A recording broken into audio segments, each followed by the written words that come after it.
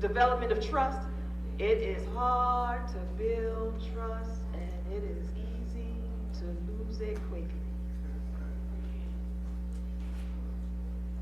Self-examination, mutual respect, develop trust, integrity, love must be in the room. We shouldn't be afraid of the word love, y'all. Love is revolutionary. Love is revolutionary. Y'all believe that? Well, y'all think that's a namby-pamby thing to say. Love is revolutionary. Because when I can turn around and know who got my back, I know it's because there's some love and some respect and some trust and some dignity there.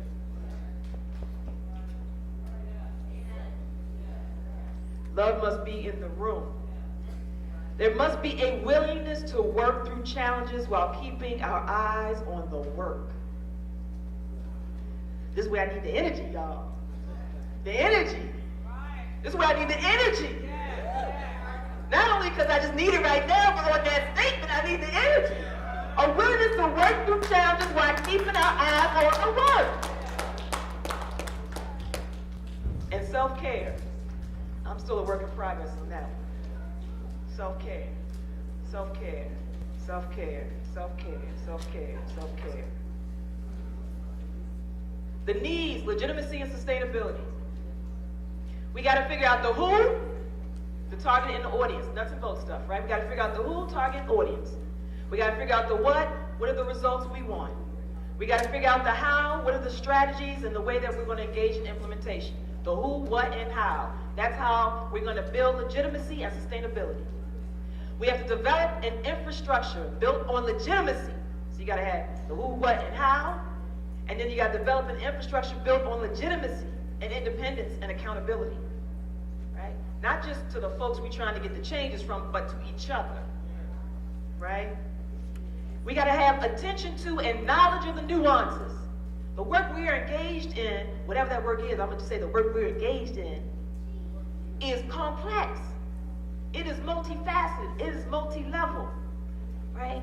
We got to give some attention to the knowledge of the nuances and the complexity of issues and the structural impediments that create those issues, the context, the social, political, economic, cultural parameters and dynamics that we're working on. Now, all of us come from the same space, the same place, the same identity, the same culture. We got to be aware of how all those things are interacting and then how they're interacting and shaping the kinds of issues and systems we want to change.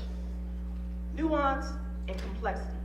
We have to pay attention to and build ways and allies.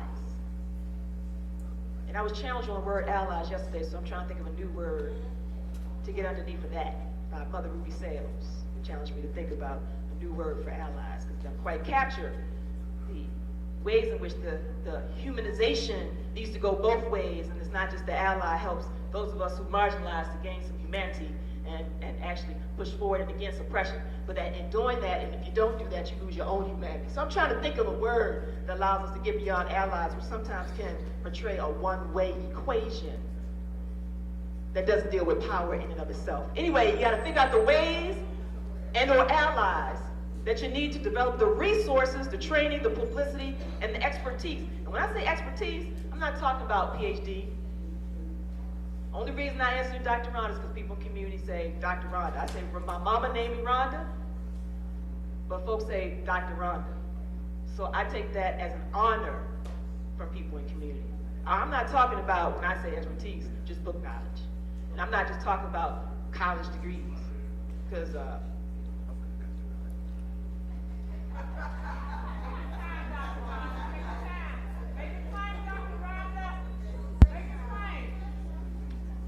that was plain. I'm going to move on from that one. Okay?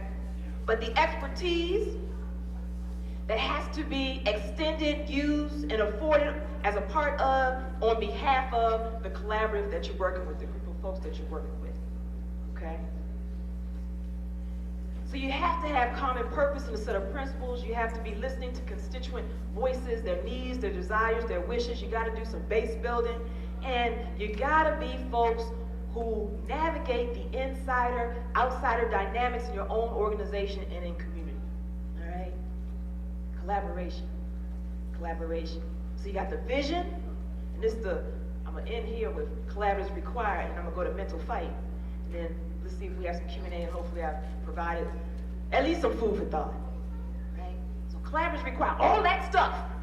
Right? It has its barriers and opportunities and its challenges and the ways in which it can excite it and allow us to come together in a way that can have greater impact and power and voice, right? To actually have the potential to engage in systemic and transformational change where we're not 10 years from now, believe me, it's a cycle. I'm a historian. We operate in cycles, so we have to be ever vigilant. But the idea is that we try to engage in transformational change. So we need all of those things. We need a vision that encompasses all those things. A vision that deals with systems, that deals with culture, that deals with broader analysis. We need a vision. We need to be able to imagine differently. And then we got to be able to bring it down to the nuts and bolts of the technical, practical steps and demands, the people who are there to do the work, the strategies and tactics that we are going to follow, and the ways in which we're going to listen to each other, to move it forward, and listen to each other to challenge our own blind spots, and listen to each other. Can I go here? When folks say, we need to talk about race, my white colleague, we need to talk about race. Don't back up off of it and just get like defensive. My white colleague, we need to talk about race. My brother, we need to talk about gender. My brother, we need to talk about gender. Don't just back up off of it and get offended. My heterosexist friends or heterosexual friends, you see where I'm going with it. We need to talk about sexuality, gender non-conforming behavior. That's not just cis, right? We need to talk about it. How you treat me? Don't back up off it. If you're in collaboration, we need to talk about it. Talk about faith. We need to talk about religion. Sometimes turn it off and open it up to hear. We need to talk about class. And we need to talk about power and status and how it manifests, right? All of that while we're trying to do the nuts and bolts. Because we can't, again, transform the broader society if we're not at least in the process of trying to transform ourselves. Technical, practical steps, the demands, and people to do the work. So, mental fight. Y'all good? Y'all stand up for me. Can y'all stand up for me? That's just in case anybody falls asleep. I'll make sure, because you got to stay up. That's if you can feel comfortable, feel able, not sick or whatever, to stand up. I want to read you from Ben O'Cree in closing out my portion. I'll answer any questions if there's time. If not, we'll shift to the next session. Genevieve and Don will keep us on point there. Ben O'Cree, a Nigerian poet who wrote a book called Mental Fight. And I couldn't really figure out exactly what I wanted to read, but I decided to choose from the last chapter, I believe it's the last chapter, chapter 8. It's called Turn On Your Light. Turn On Your Light. And I'm going to read part 2. Here it goes.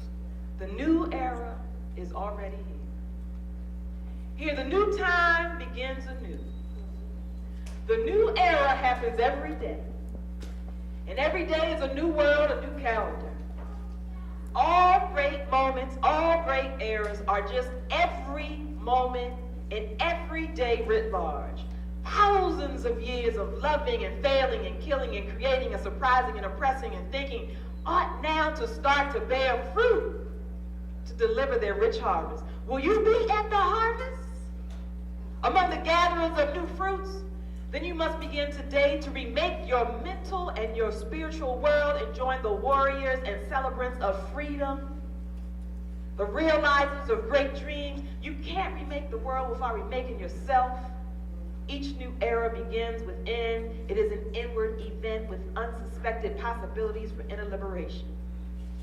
We could use it to turn on our inward lights, and we could use it to use even the dark and negative things positively. That's the very challenges, y'all. We could use the new era to clean our eyes, to see the world differently, to see ourselves more clearly. Only free people can make a free world. Infect the world with your light. Help fulfill the golden prophecies. Press forward the human genius. Our future is greater than our past. Thank you.